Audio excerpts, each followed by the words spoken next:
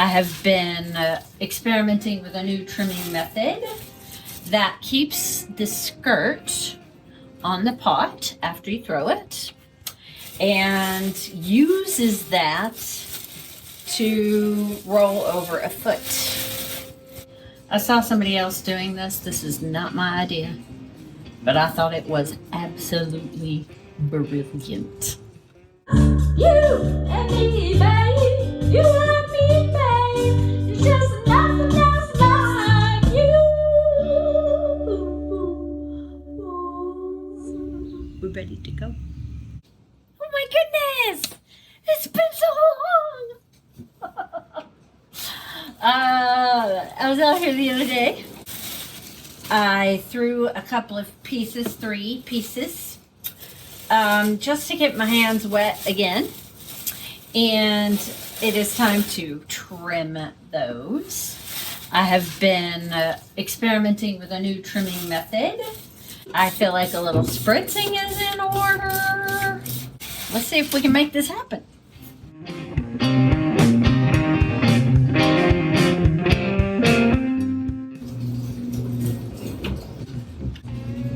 I think there's a little flake right there. Take that off. Get me a smooth palette to work with. I'm going to give it another little spritz. Then I need my doodad. This is what I normally trim with.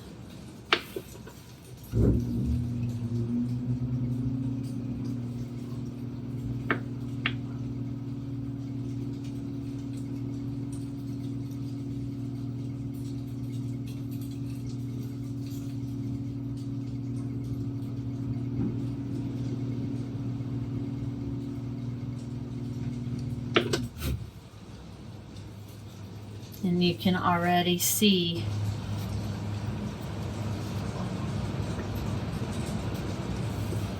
that skirt is lifting into a foot. I could even stop right there. So I'm going to do this for a while and I'll let you know what I learn as I learn it. As usual, figuring things out here on the channel.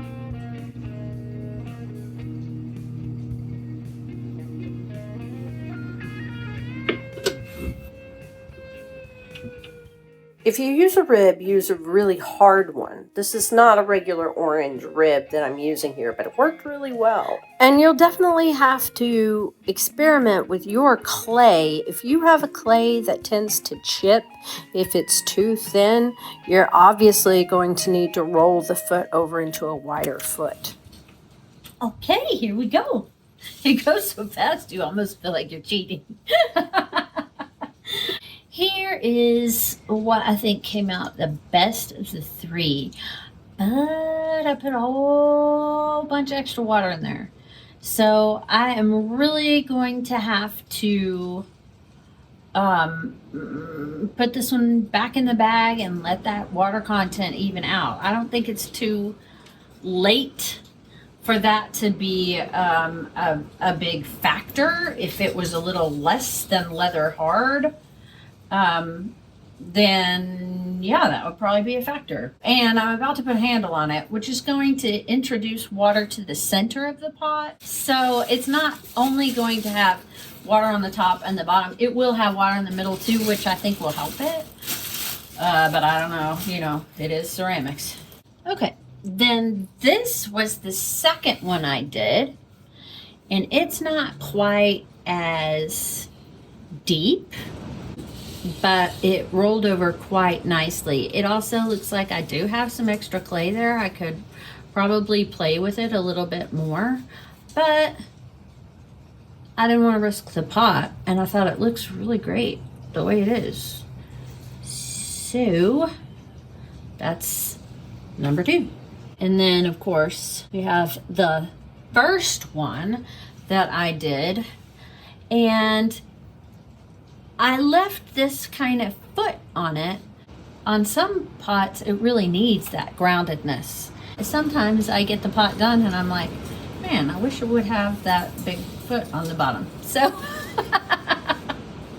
kind kind of varies from pot to pot for me.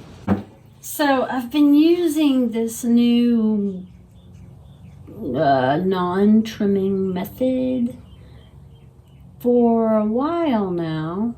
And just this last week, Bill Vandergilder did a tutorial on this, and he used a roller, pony roller.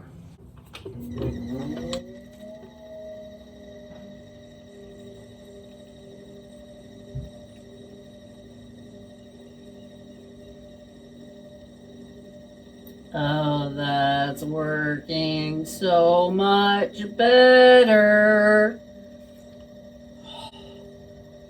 That's cool.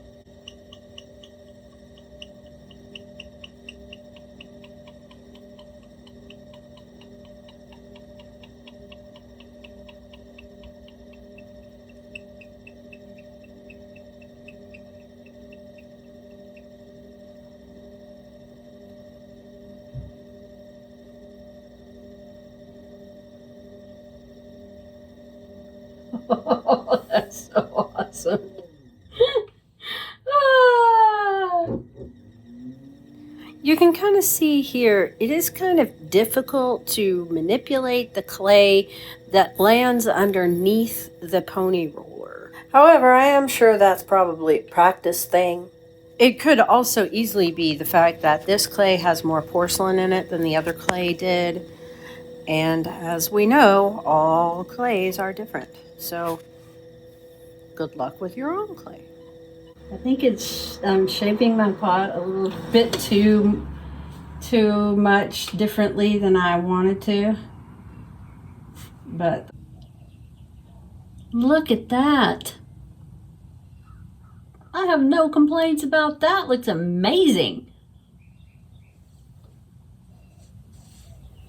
Holy cow. That is a game changer. So, thank you, Bill Vandergilder, and whomever that other person that convinced me this was possible was.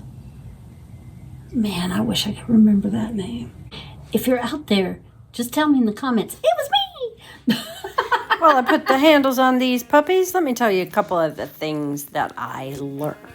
First, with the use of water, if you need to set the piece down on the foot, say for decorating or putting on a handle, your new foot will distort. So get your patience out for that.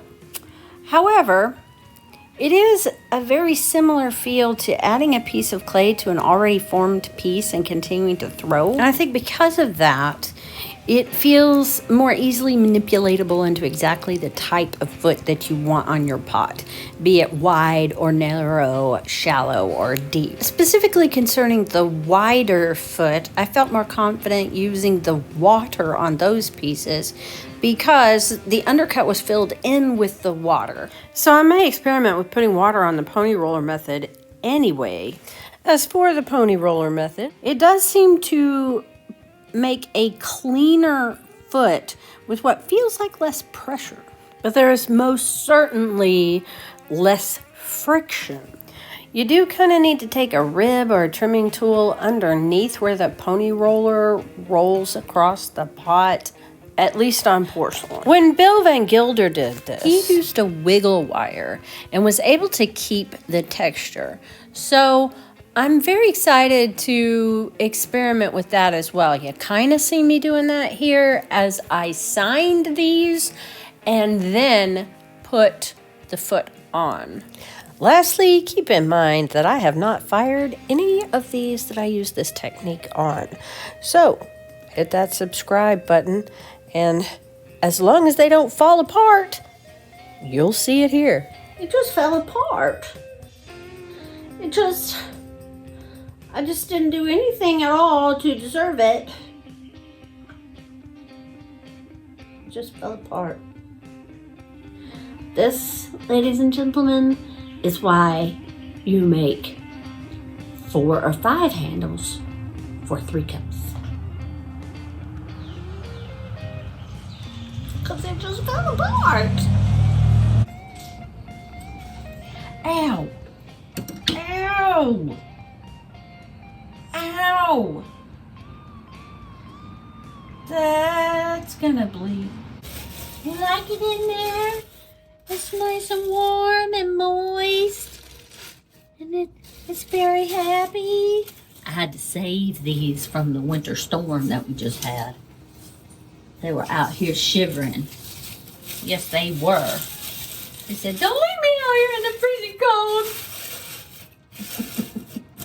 Thank you again to everyone who has been sending their happy thoughts and prayers. Tim has made a miraculous recovery, and I do believe that we are back up and running. Thanks for coming. It means a lot.